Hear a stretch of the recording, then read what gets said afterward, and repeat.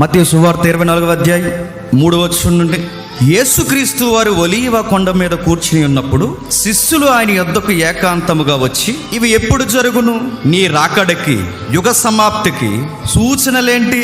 మాతో చెప్పమనగా యేసు వారితో ఇట్లా నాగుదాం. సందర్భం ఏంటి? ఏ సందర్భం నడుస్తుంది?